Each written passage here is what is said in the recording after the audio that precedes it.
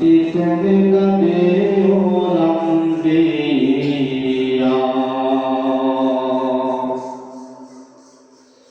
উম্মার জন্য সাজায় আছে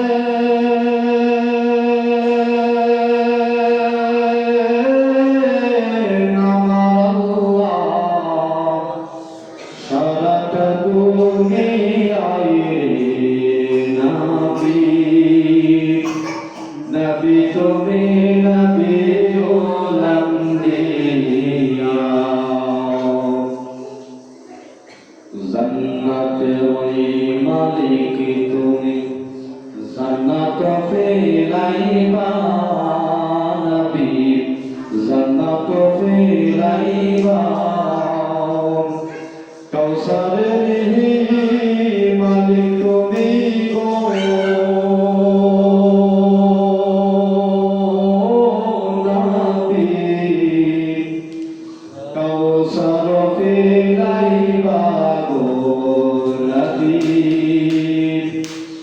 নবী তুমি নবী আম্বিয়া আল্লাহুম্মা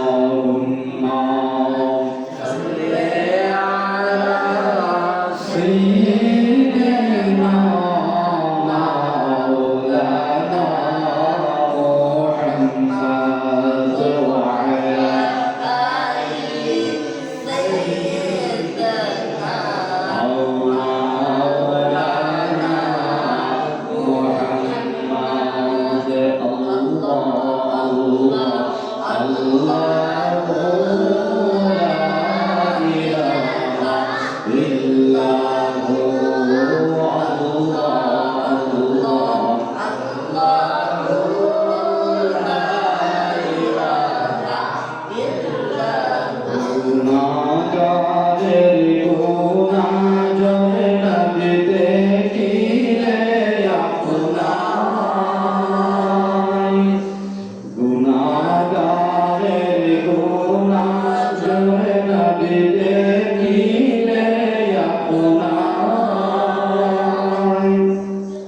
দয়া করে দিয়েন দেখা দয়া করে দিয়েন দেখা সেবাইয়া নোয়ার নবীজি আল্লাহ আল্লাহ আল্লাহ লা ইলাহা ইল্লাল্লাহ আল্লাহ আল্লাহ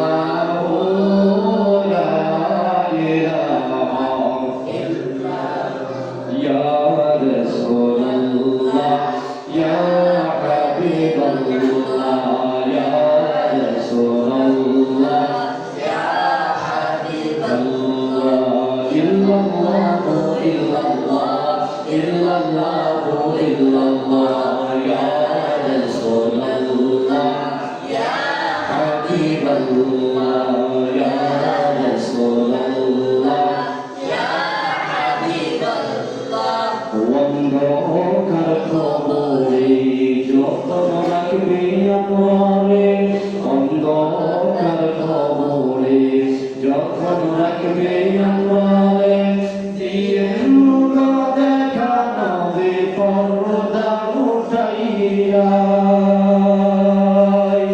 আমরা করিব সম্মান কদম করিয়াই করিব সম্মান কদম করিয়া ইয়া রাসূলুল্লাহ ইয়া হাবিবাল্লাহ ইয়া রাসূলুল্লাহ ইয়া হাবিবাল্লাহ। আল্লাহর হাবিব বলেন মাহে রমজানের মাস পাওয়ার পরে কোনো ব্যক্তি যদি ইফতার করার জন্য কোনো ব্যক্তিকে দাওয়াত করে ইফতারের জন্য দাওয়াত করে ওই ব্যক্তি যদি ইফতার করায় কোনো ব্যক্তিকে আল্লাহর হাবিব বলেন সাহাবায়ে কেরাম শুনো আমার কোনো উম্মত যদি কাউকে ইফতার করার জন্য কাউকে আহ্বান করে ইফতারের দাওয়াত দেয় ইফতার আবার উম্মতে করাবে যাকে করাবে এক নাম্বার পুরস্কার হলো আমার উম্মতের ওই ব্যক্তিকে ইফতার করানোর সাথে সাথে আমার উম্মতের সমস্ত গুনাহগুলো মাফ করে দেওয়া হয়। আর জোরে বলেন সুবহানাল্লাহ। আল্লাহ রাসূল বলেন কানা লাহু মাগফিরাতুন লিযুনুবিহি। এক নাম্বার পুরস্কার হলো আমার উম্মতে ইফতার করার সাথে সাথে তার সমস্ত গুনাহগুলো মাফ করে দেয় আমার আল্লাহ। আমার আল্লাহর নবী সাইয়্যিদুল মুরসালিন রাহমাতুল্লাহ আলাইহি সাহাবায়ে কেরাম শুনুন, দুই নম্বর পুরস্কার হলো ওয়াইকুমুর কাদাতিহি মিনান নারি। যে ব্যক্তি কাউকে ইফতার করাবে, দুই নম্বর পুরস্কার হলো ওই ব্যক্তিকে জাহান্নাম থেকে মুক্তি দেওয়া হয়, জাহান্নাম থেকে মুক্তি দেওয়া হয়। যে বলেন সুবহানাল্লাহ। আল্লাহর হাবিব তারপরে বলেন সাহাবায়ে কেরাম শুনুন, তারপরে তিন নম্বর পুরস্কার হলো কেউ যদি কাউকে ইফতার করায়, তিন নম্বর পুরস্কার হলো একটা বান্দা সারাদিন রোজা রাখলে যত সওয়াব হবে ওই ব্যক্তি ইফতার কাউকে করাইলো, আল্লাহ পাক একদিনের পুরা রমজানের একদিনের পুরা রোজা রাখার সওয়াব ওই ব্যক্তির আমলনামায় আল্লাহ রাব্বুল আলামিন দিয়ে দেন। যে বলেন সুবহানাল্লাহ। এরকম ভাবে যখন ওয়াজ করতেছিলেন সাহাবায়ে কেরামের ভিতরে অনেক সাহাবা কান্নাকাটি করতেছে, কারণ এমন তো ব্যক্তি আছে ইফতার করানোর সামর্থ্য নাই। রাসূলের যুগে এরকম ছিল, অহরহ ছিল, সাহাবায়ে কেরাম কাঁদতেছে। রাসূল সাল্লাল্লাহু আলাইহি ওয়াসাল্লাম দেখলেন যখন সাহাবায়ে কেরামের চোখ দিয়ে পানি পড়তেছে, রাসূল জিজ্ঞাসা করলেন, ও আমার সাহাবায়ে কেরাম তোমরা কেন কাঁদতেছো? একজন দাঁড়িয়ে বলতেছে, রাসূল বেয়াদবি ক্ষমা করবেন, আমাদের এমন অনেক সাহাবা আছে যাদের ইফতার করানো কাউকে ইফতার করানোর সামর্থ্য পর্যন্ত নাই। সুবহানাল্লাহ, সুবহানাল্লাহ। কান্নাকাটি করতেছে। হ্যাঁ, যদি সামর্থ্য থাকতো তাহলে এই সওয়াবগুলো আমরা পাইতাম। ইয়া রাসূলুল্লাহ, আমাদের অনেক সাহাবী আছে যাদের ইফতার করানোর কোনো সামর্থ্য। আল্লাহর হাবিব যখন বলতে দিলেন, আল্লাহ রাব্বুল আলামিন জিবরাইল রে যা জিবরাইল জলদি যা আমার বন্ধুর খবর দে।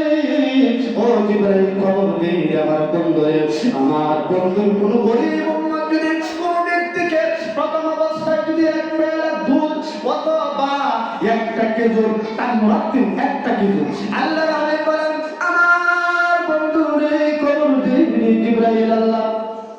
আল্লাহ বলেন জিবরাইল দে আমার বন্ধুরে খবর দে আমার বন্ধুর গরীব উম্মতরা যদি এক পেয়ালা দুধ অথবা একটা খেজুর অথবা আল্লাহ রাসূল বলেন এক গ্লাস পানি যদি আমার বন্ধুর উম্মতের কোন উম্মত যদি এক গ্লাস পানি দ্বারা কাউকে ইফতার করাইতে পারে, আমি আল্লাহ কথা দিলাম আমার ওই সমস্ত বন্ধুর উম্মতদেরকে আমি মাফ করে দেব, এই পুরস্কার তাদেরকে দিয়ে দেব। যারা বলেন সুবহানাল্লাহ।